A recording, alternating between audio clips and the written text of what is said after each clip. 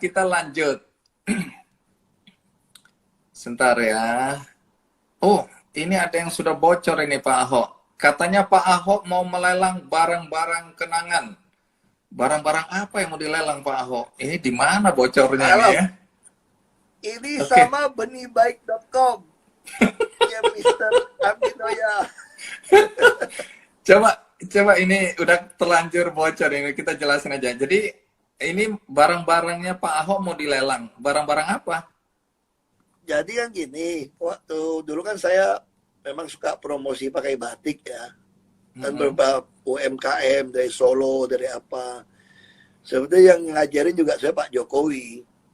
Dia bilang kita harus dukung batik itu walaupun kita beli mahal, karena kan kalau beli baju merek sama batik, terus batik kan mahal sebetulnya gitu loh.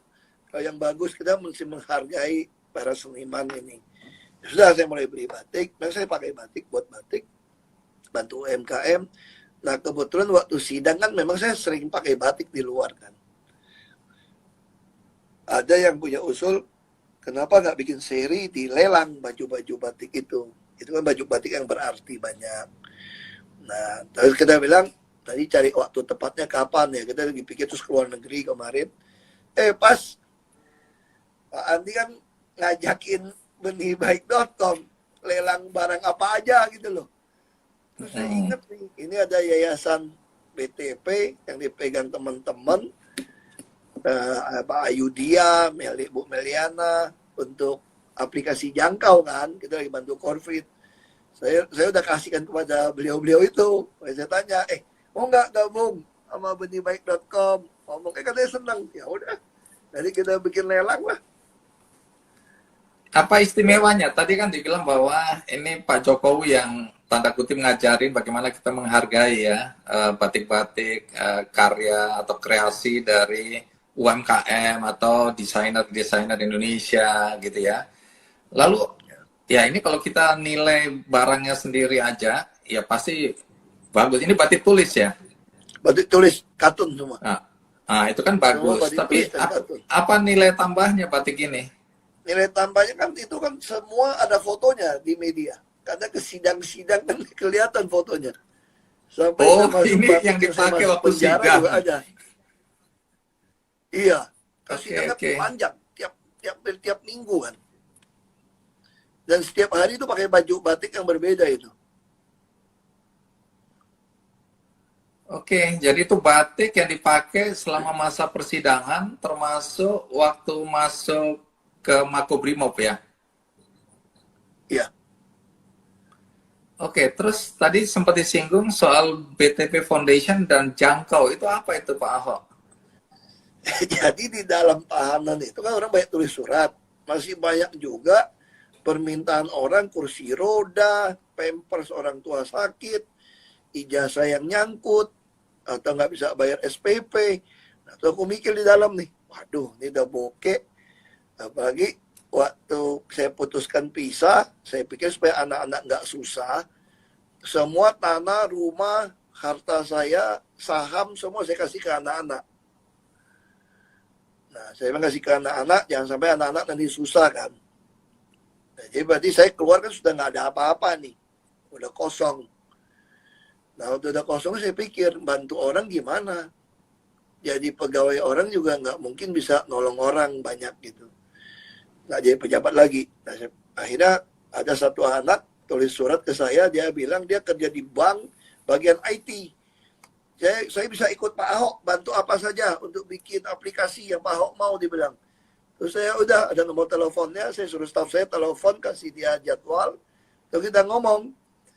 Nah, mulailah kita berpikir bikin yayasan supaya bisa terima uang untuk bantu orang miskin. Jadi istilahnya yang selama ini saya bisa bantu orang miskin gunakan uang operasional sebagai gubernur, sekarang kita harapkan orang urunan di aplikasi jangkau.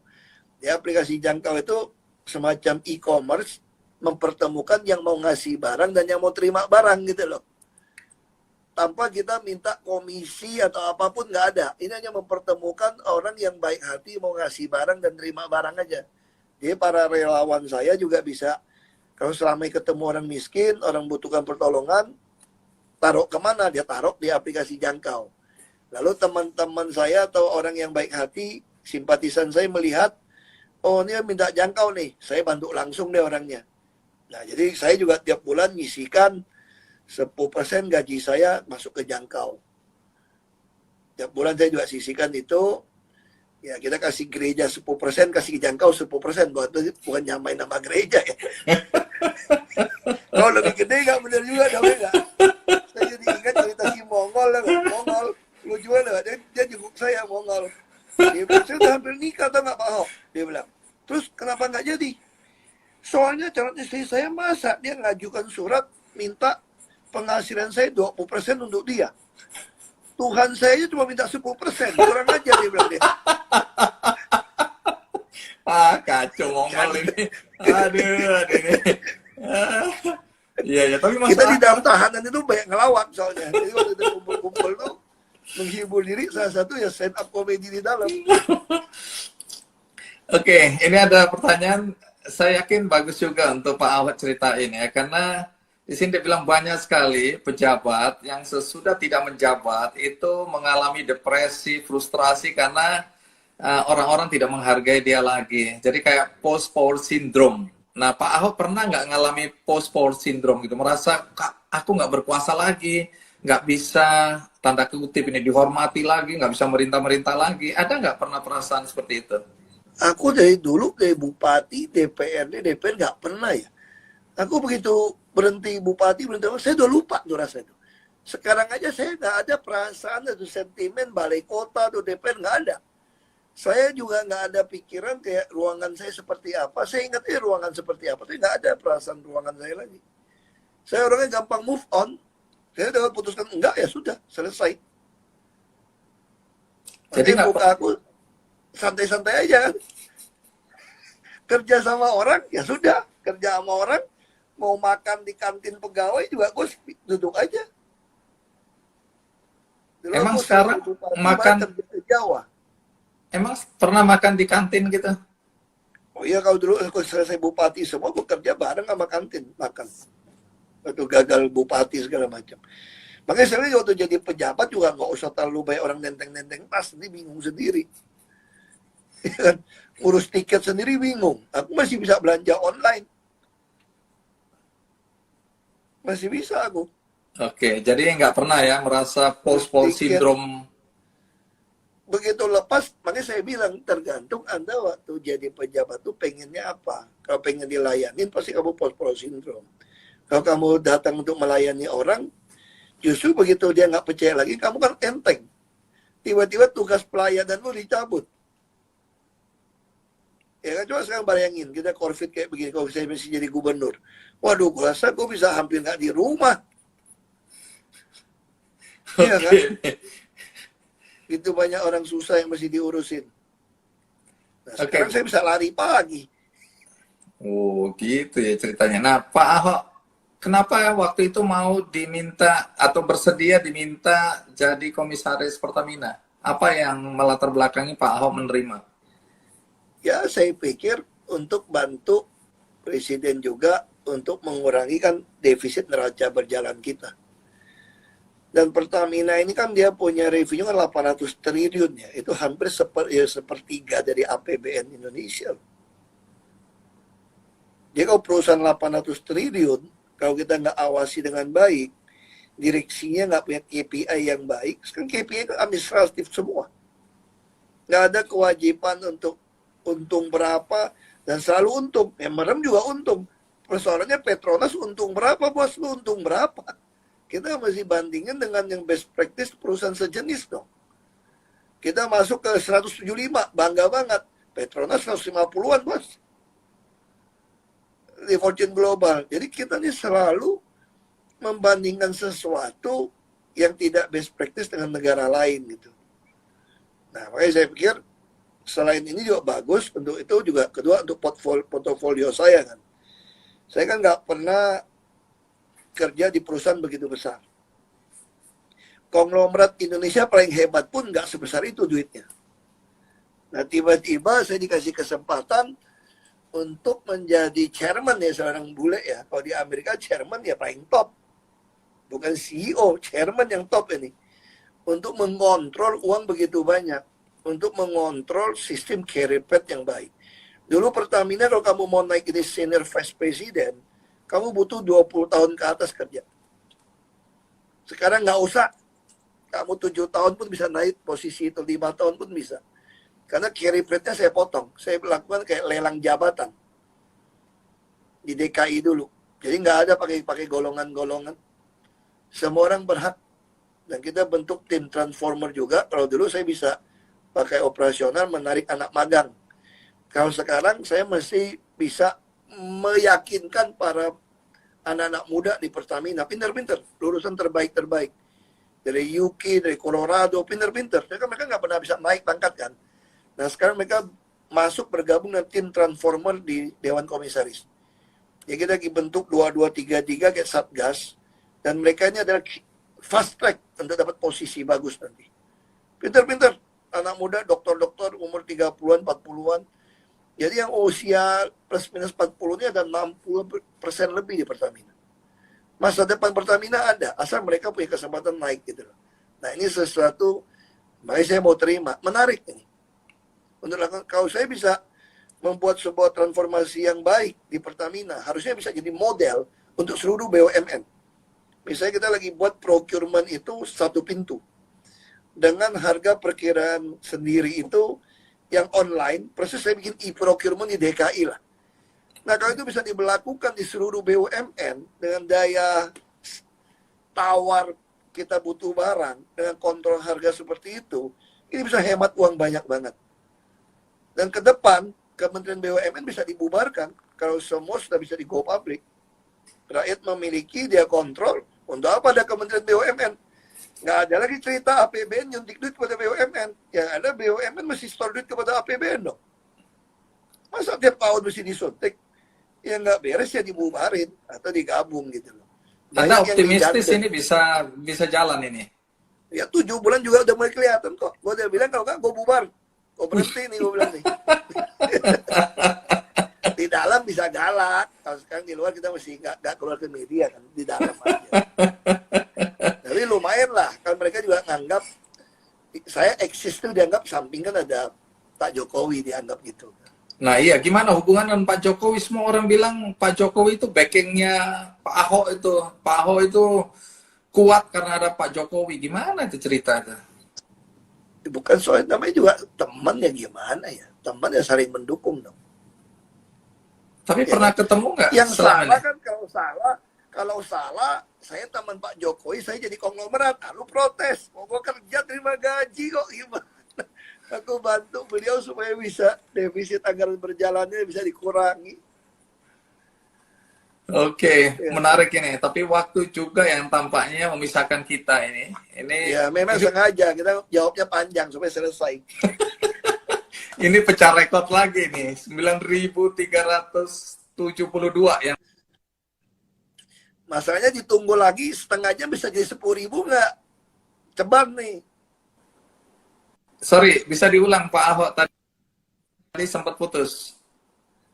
Ya kalau mau ditambah setengah jam boleh, cuma jadi ceban nggak nih? Ingat teman-teman, nanti kita akan pilih ya. Teman-teman Kikendi akan pilih siapa yang beruntung hari ini mendapatkan 20 buku Pak Ahok tadi ya. Mungkin sama alamatnya sekalian, ya bisa langsung kirim ke alamatnya. Iya, Ya, nanti kita akan pengirimannya. DM, jadi nanti kami kasih Putri ya, kasih Putri atau Sakti, nah kita kirim. Oke. Ya, aku nanti tulis nama, tanda tangan. Tanda tangan, yes, itu yang paling Namanya saya penting. tulis, terus mungkin ya, itu aja sih. Nasihat perkawinan juga dong di dalamnya situ. Kalau nasihat perkawinan dari saya, jangan pernah bercerai. Wis, menarik ini. Ya, Kenapa? jangan pernah bercerai, tetapi tidak bisa melanggar pasal di atasnya, hukum di atasnya. Jadi kita saling bisa, ketika lawan bisa menerima kita kembali, jangan memanfaatkan untuk nginjak orang. Tidak ada laki-laki yang jadi gini, perempuan saja kadang-kadang tidak terima suaminya punya pacar. Ayo. Karena suami yang cari duit. Gitu kan? Stop. Sampai di sini Gitu kan? stop. Jadi saya pikir itu jangan pernah cerai. Oke, jangan Jangan pernah pernah cerai cerai. sampai di situ. Iya, jangan pernah cerai. Tapi ada pertanyaan yang menarik ini. Kemudian bagaimana Pak Ahok menata kehidupan untuk ke depan? Apa hal-hal yang tidak akan Pak Ahok lakukan lagi dan bisa menata hidup untuk di masa depan? Yang pasti, saya sudah tahu kalau orang mancing emosi, kita nggak usah marah. Jadi orang mancing emosi, terus kita juga nggak usah pilih kata-kata yang bisa orang balikin ke kita. Nah, jadi saya udah tahu sekarang, orang kan mau mancing saya marah, mancing saya itu, terus kata-kata balikin. Nah, saya udah tahu. Tapi kalau kata-kata saya yang baik dia balikin, saya hadapin. Saya nggak pernah berubah kok. Lu kalau nantang pasti lu jual pasti gue beli. Saya nggak pernah mundur untuk kebenaran, keadilan, kejujuran. Dan peri kemanusiaan, gue gak pernah mundur. Dan gue gak pernah takut juga sama lu. Siapapun yang rasis, gue akan hadapin. Gue bilang. Karena rasis itu tidak berperi kemanusiaan. Tapi kalau udah mengganggu tentang ini semua, ya pasti gue ngomong. Pasti saya akan bersuara. Hidup ini kita nggak tahu sampai kapan kok. Pendek. Yang penting kan kamu membawa arti hidup ini gitu. Bagi saya makin masuk, orang pikir saya makin ciut. Oh enggak. Gue makin berani.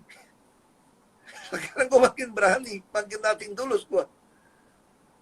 Karena gue udah ngalamin semua yang takutin. Semua gue udah ngalamin. Gue udah juga ngalamin.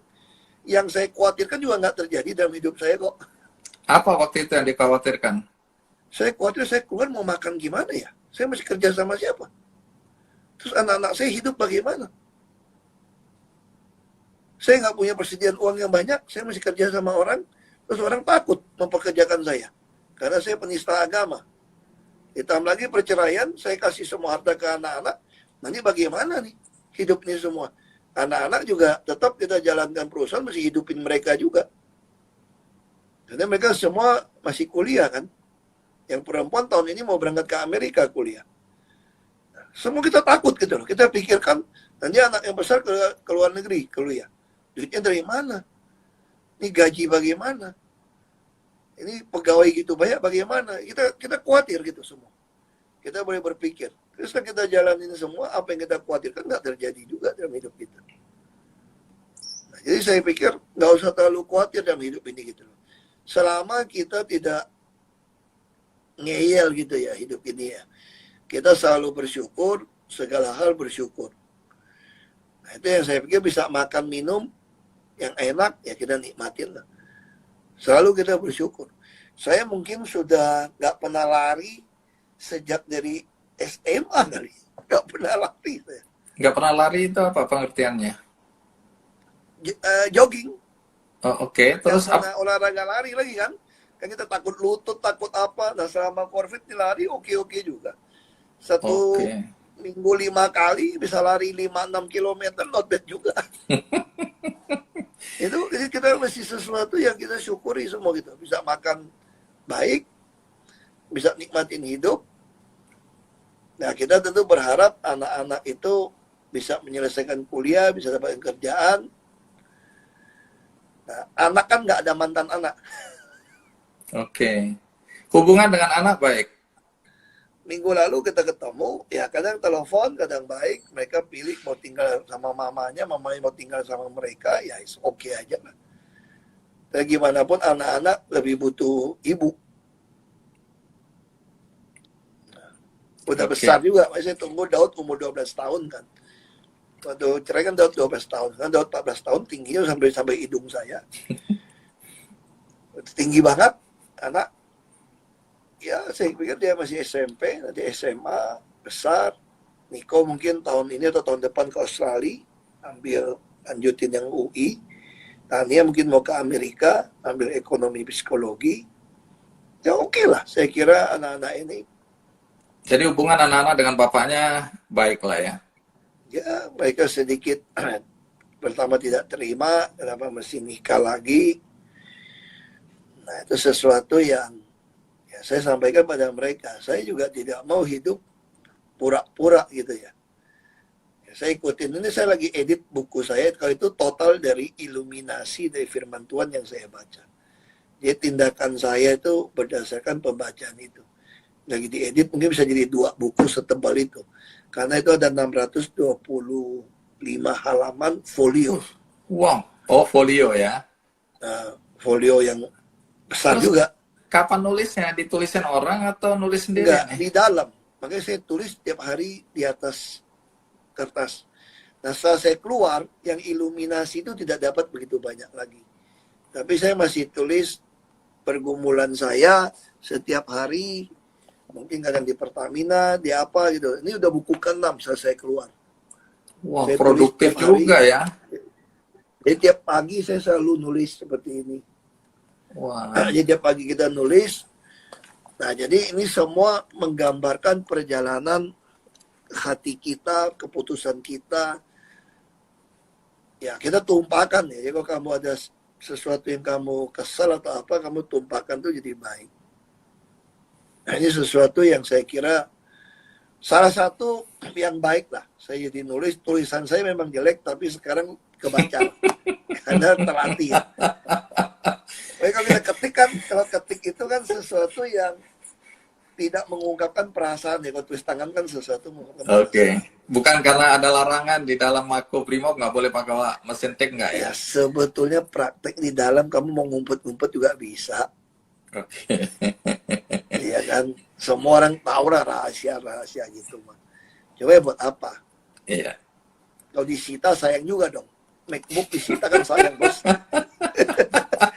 Oke Pak Ahok, jadi kita ini udah bablas 10 menit lebih dan ada yang bilang 8 jam juga dijabanin kalau bintang tamunya adalah Pak Ahok. Jangan. Pak Ahoknya banyak kerjaan. Jadi ini udah tembus tadi 10.000 orang nonton kita ini. Baik Pak Ahok, terakhir ya. Mungkin ada nasihat buat kami semua yang nonton acara ini di tengah situasi dan kondisi pandemi COVID ini kan banyak orang yang stres, putus asa, merasa pesimistis bahwa Indonesia akan mampu melalui masa-masa sulit ya. Nasihat dari Pak Ahok. Ya saya pikir semua orang harus punya Tuhan. Anda harus baca kitab suci Anda. Saya ingat sekali tuh waktu itu tanggal 22 November, Jumat, ketika saya baca di online, Erik menyatakan kemungkinan Ahok komut atau dirut. Karena saya sudah pernah dipanggil kan. Nah, waktu itu juga ancaman sudah banyak nih. Biasalah, ini kan kelompok-kelompok yang takut saya jadi dirut. Setiap kali ada RUPS takut saya naik dirut, ribut. Pasti jualan lagi nih, agama lah, suku lah, itu saya udah kenyang gitu. Iya. Orang-orang yang abad ke-6, ke-7 punya orang lah, sudah saya udah hafal itu.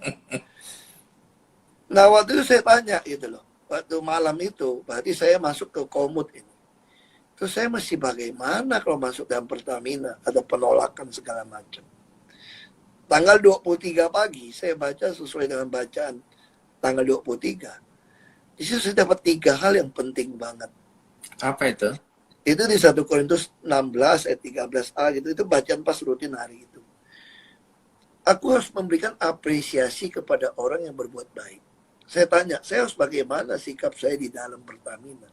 Satu langsung itu saya tulisan Paulus di 1 Korintus 16 ayat 13a atau berapa saya lupa.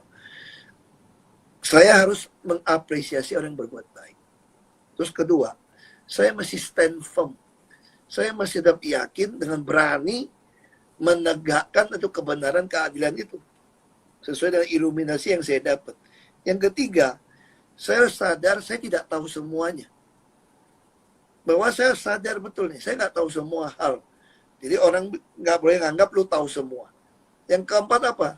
Dalam segala hal, kamu ketika lihat orang ngeyel kayak apapun, kamu utamakan kasih. Kamu mesti memandang mereka itu dengan kacamata perspektif kasih. Mereka pasti punya persoalan.